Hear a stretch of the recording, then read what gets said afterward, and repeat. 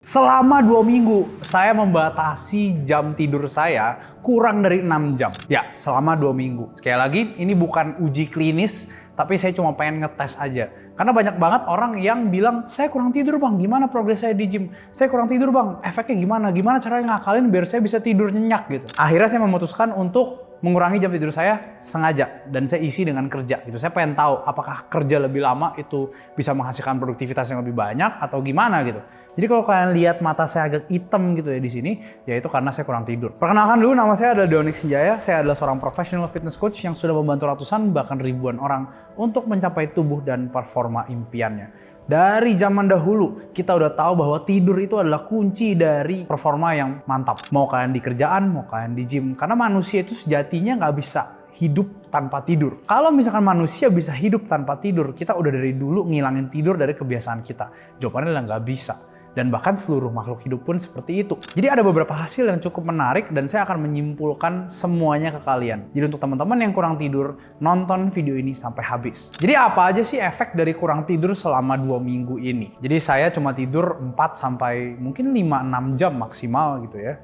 Dan saya paling tambahin nap 15 menit di siang hari gitu. Mungkin teman-teman belum tahu saya kerjanya seperti apa. Saya kerja dari jam 8 pagi baru pulang sampai rumah jam 11 dan saya harus masih urusin kerjaan online saya. Secara normal jam tidur saya itu sebenarnya 7 sampai 8 jam, tapi ini saya kurangin 2 jam untuk biar kalian tahu efeknya apa gitu. Jadi hal yang paling kerasa di 2 sampai 3 hari awal, bahkan sampai 5 hari awal, itu adalah efek terhadap mood saya. Saya jadi lebih mudah tersinggung, saya jadi lebih emosional, saya jadi kurang sabar, dan saya lebih reaktif terhadap masalah kecil. Kalau nggak percaya, tanya asisten saya, si Ervan gitu. Ervan saya marahin terus, Van lu ngajar yang benar. Saya jadi suka marah gitu. Kalau nggak percaya, sekali lagi coba DM aja si Ervan ya. Karena ini semua real, dan saya dokumentasikan secara nyata gitu. Jadi ini bukan soal karakter. Mungkin aja teman-teman kalian yang suka marah-marah, coba tanya dulu, kurang tidur nggak dia? Jadi studi neuroimaging menunjukkan bahwa kurang tidur itu memang membuat amigdala, sebuah pusat emosi dan ancaman di otak kalian, itu menjadi hiperaktif. Sementara bagian prefrontal cortex atau bagian otak yang mengontrol logika kalian,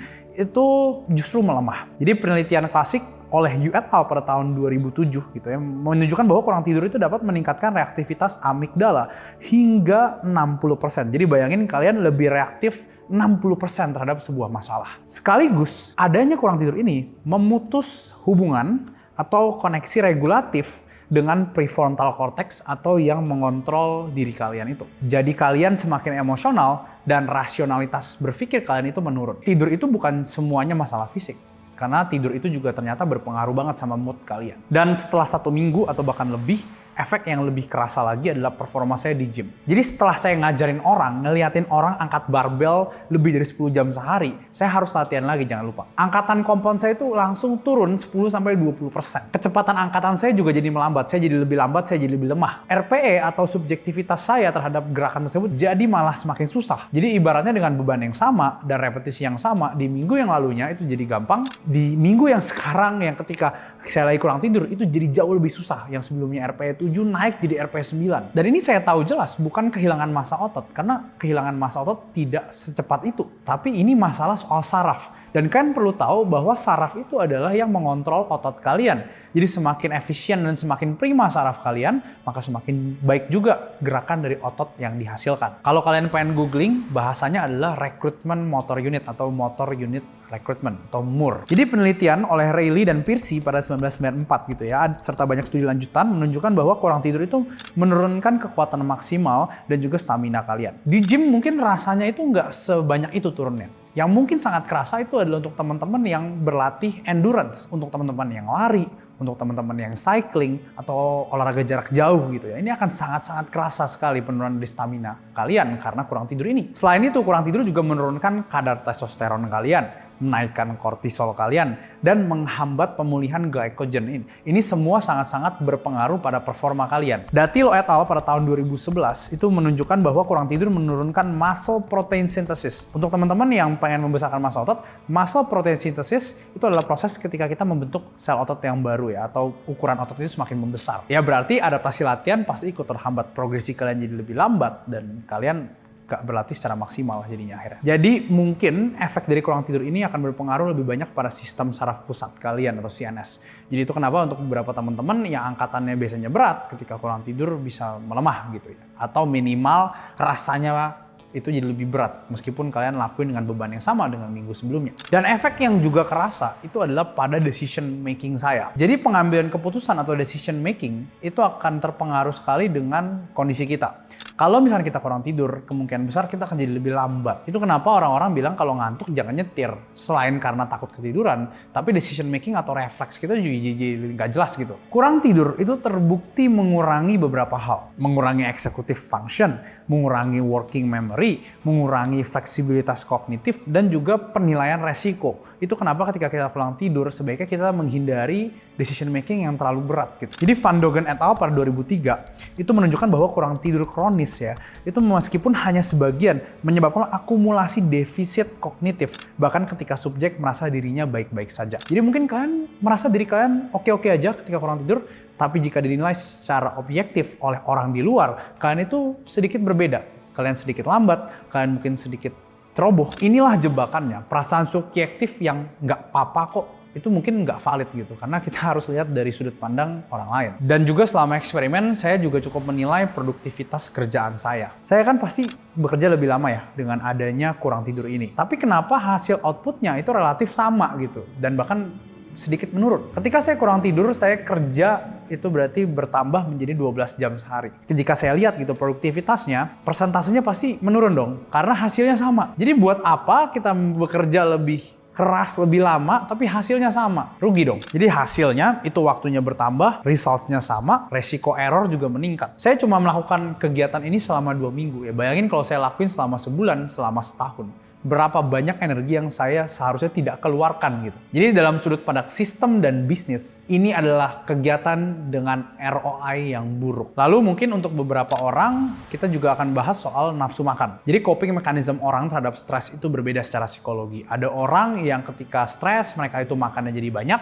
Tapi ada orang juga kayak saya, ketika stres, makannya malah jadi lebih dikit. Hasilnya apa? Saya makin kurus. Dan kemungkinan saya untuk menghilangkan massa otot saya semakin tinggi karena kalorinya nggak cukup. Jadi dari sini kita bisa menyimpulkan bahwa kurang tidur itu sebaiknya dihindari gitu. Dan sekarang saya akan coba jelasin ke kalian beberapa cara yang kalian bisa lakukan ketika kalian kurang tidur. Yang pertama dari segi latihan dulu, sebisa mungkin ketika kalian kurang tidur, kurangi dulu volume atau jumlah set angkatan kalian. Jadi yang kita bisa lihat sekali lagi itu adalah pada stamina kita penurunannya. Dan dengan kita menurunkan volume, maka kerja yang harus kita lakukan itu jadi semakin sedikit. Jadi kita mungkin bisa angkat dengan beban yang sama, tapi jumlah set ini akan sangat-sangat berpengaruh. Jadi biasanya ketika kurang tidur gitu ya, saya akan mengurangi jumlah set dari 3 set jadi 2 set. Jadi ibarat kayak mini deload, tapi bebannya saya jaga kurang lebih mirip lah. Dan yang selanjutnya itu adalah kalau misalkan kalian ada waktu nap, ambil waktu nap tersebut. Jadi sudah banyak sekali studi yang ada yang menyatakan bahwa kurang tidur itu bisa dibantu dengan adanya nap. Tidak sepenuhnya, tapi nap itu akan sangat-sangat berguna untuk orang yang memang sleep deprived. Jadi kalau misalnya ada nap sekitar 15 menit sampai 20 menit, ambil aja di siang hari. Dan yang selanjutnya adalah prioritaskan dulu pekerjaan high leverage di awal hari. Jadi biasanya ketika kita baru bangun tidur, meskipun kurang tidur, kita itu akan lebih siap dibandingkan dengan hari-hari yang lainnya gitu, atau jam-jam yang lainnya. Jadi jika kalian harus mikir, biasakan mikir di awal hari dulu. Dan yang terakhir adalah gimana caranya kita bisa jadi lebih sehat. Ya, kita tahu bahwa kurang tidur itu pasti akan memiliki efek tidak sehat dalam jangka panjang. Jadi biasanya orang-orang yang kurang tidur ini itu harus melakukan hal tersebut karena mereka bekerja ya. Either mereka kerja shift ataupun mereka memang lagi grinding karena memang mereka butuh uang. Saya paham hal itu. Nah, saran saya adalah kalian coba untuk pikirkan dulu nih. Kerjaan kalian itu lebih membutuhkan otot atau otak. Kalau misalkan lebih membutuhkan otot, maka ya udah kalian harus lakuin kerjaan tersebut. Memang kalian harus kumpulin uang, kumpulin dulu sebanyak mungkin sampai kalian bisa keluar dari kerjaan yang hanya membutuhkan otot ini. Dan ketika kalian udah masuk ke kerjaan yang membutuhkan lebih banyak otak, semakin lebih banyak otak dibutuhkan, maka semakin banyak tidur atau semakin cukup tidur yang kalian harus punya. Jadi di awal ya mau nggak mau kalian harus kerja, tapi sebisa mungkin kumpulin dulu duit yang banyak gitu loh, biar kalian bisa keluar dari kerjaan tersebut. Ketika udah cukup duitnya, baru kalian bisa quit dan kalian bisa desain hari kalian dengan lebih balance. Karena sekali lagi, kalau kalian eksekutif, kalau kalian CEO kurang tidur itu pasti akan menghancurkan decision making kalian. Saya kenal banyak sekali CEO dan juga bisa dibilang orang-orang yang yang sukses gitu ya, mereka sangat-sangat memprioritaskan tidur. Kalaupun ada yang bisa bertahan, itu jumlahnya sangat-sangat sedikit. Dan saya yakin orang yang nonton ini kemungkinan besar nggak akan bertahan dengan cuma tidur 5 jam aja sehari. Jadi pada akhir kata, apakah saya mau ulangin lagi? Enggak. Saya kalau bisa cukup tidur terus. Karena pada akhirnya baik lagi, kita nggak bisa menilai sesuatu itu cuma dari jam kerja doang, tapi kita harus menilai dari output atau hasil yang kita berikan gitu ya, kita keluarkan gitu. Jadi sebisa mungkin kalian cukup tidur 7-8 jam, kualitasnya yang bagus, dan akhir kata saya Doni Sinjaya, sampai jumpa di video yang selanjutnya.